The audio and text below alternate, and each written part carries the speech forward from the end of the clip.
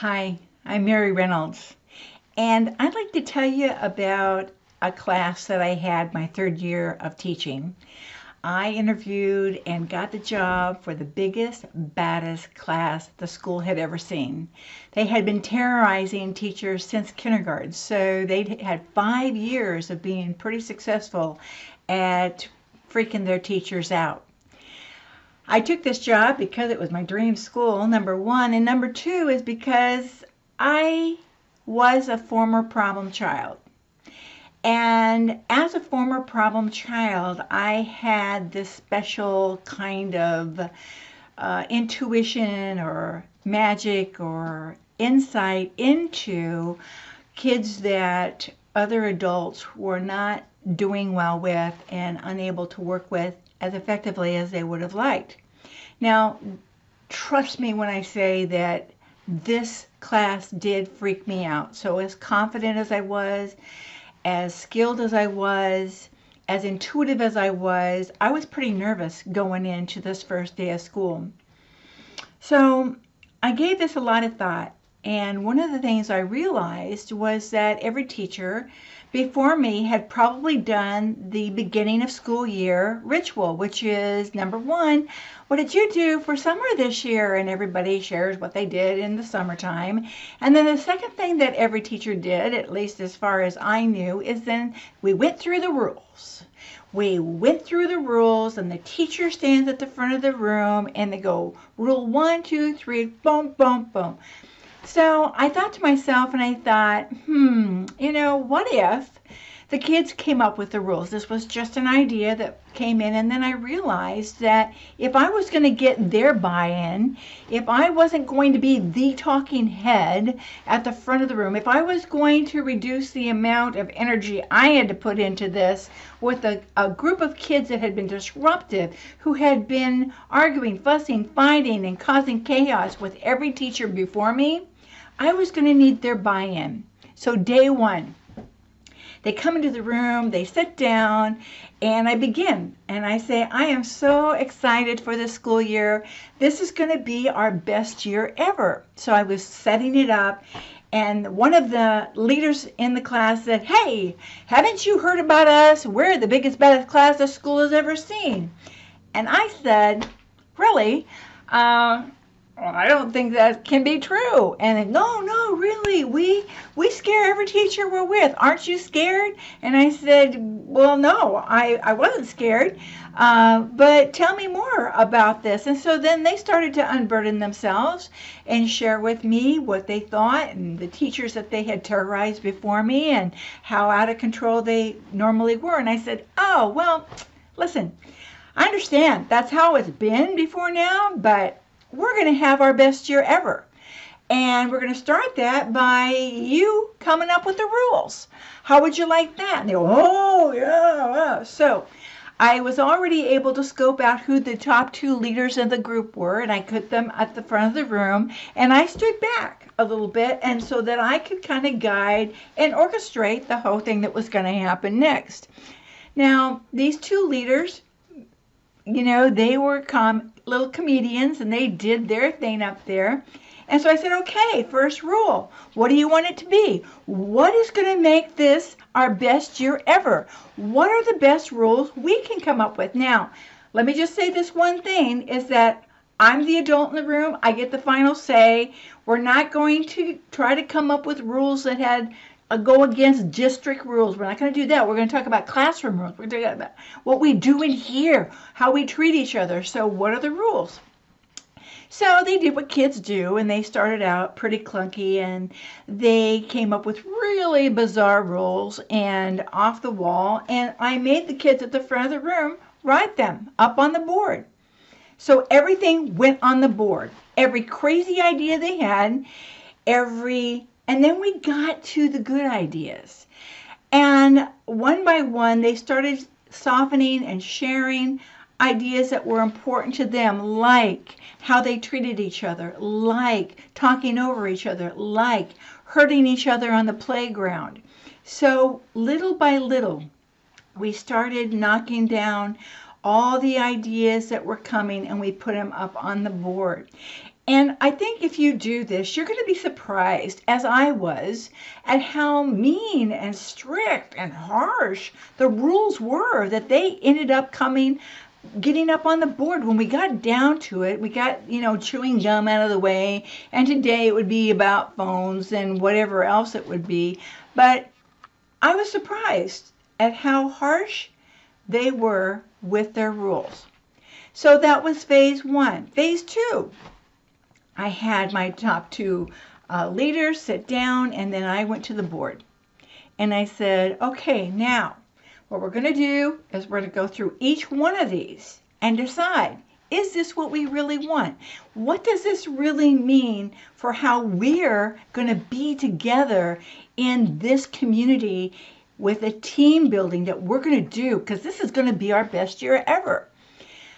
So we took them one at a time, and the ones that they thought were ridiculous, we started erasing. They decided. They called it. And then after we got done narrowing down the rules to about 10, the next thing we talked about was, if these rules are broken, what should the consequences be? So the next thing we did is list out the consequences to each rule. Again, I think you'll be surprised. I was shocked. They had these really mean punishments for each rule being broken. And so we worked on that, and we talked about that.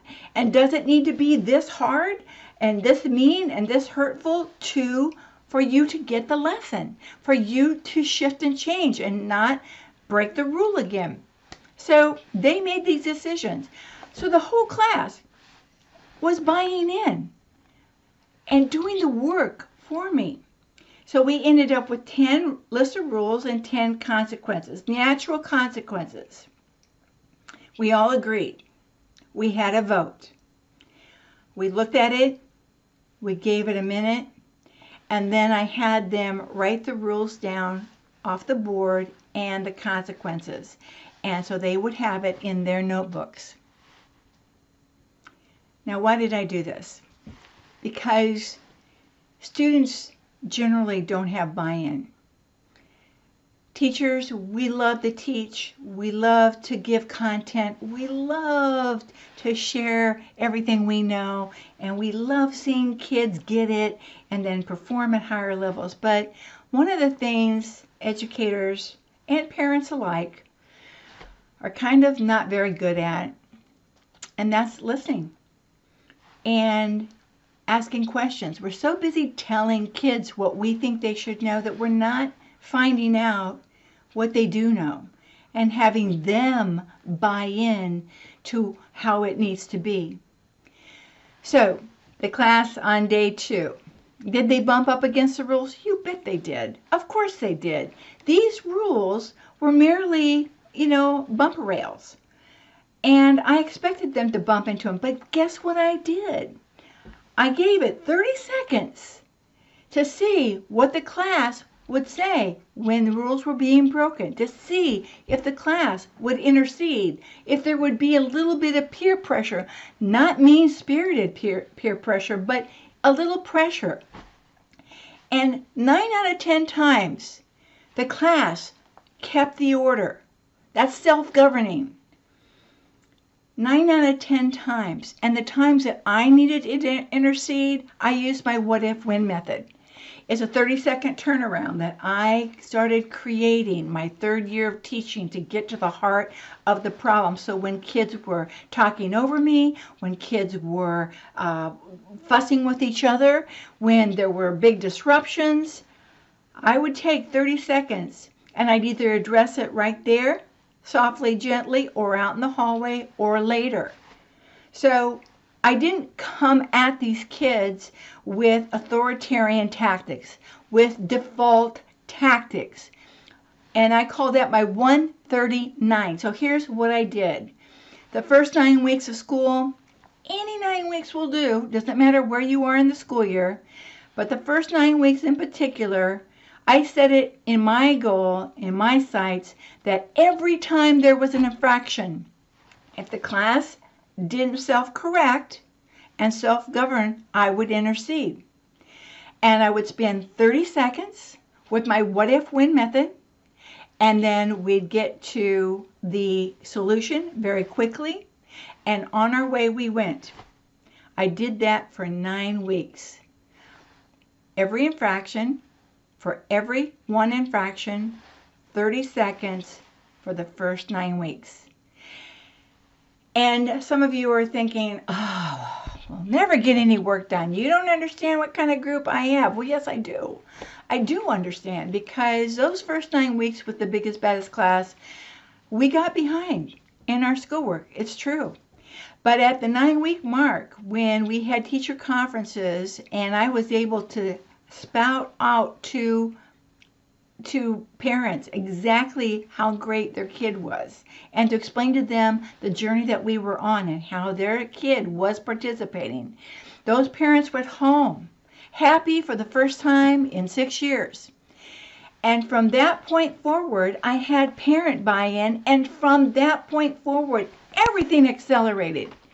I did not even know how much things would accelerate until years later, when I started doing comparisons on the Stanford Achievement Test results. So, it's okay to slow down to speed up.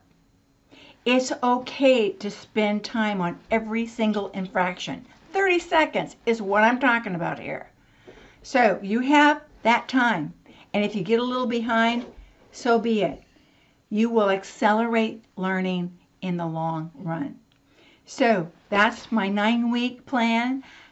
For every infraction, give it 30 seconds for the first 9 weeks. And learning will accelerate. And you will develop this community where people are good and kind and inclusive, and where everybody comes in the morning feeling like they belong. Doesn't matter what happened at home. Trust me on this. When they walk into your door, they shift and change because they're in a place that's safe, because you and your kids made it that way. So enjoy, have fun with this. Truly, truly try it. Give the kids the chance to say what rules they think are important. All right, signing off. Have a great, fun time with this.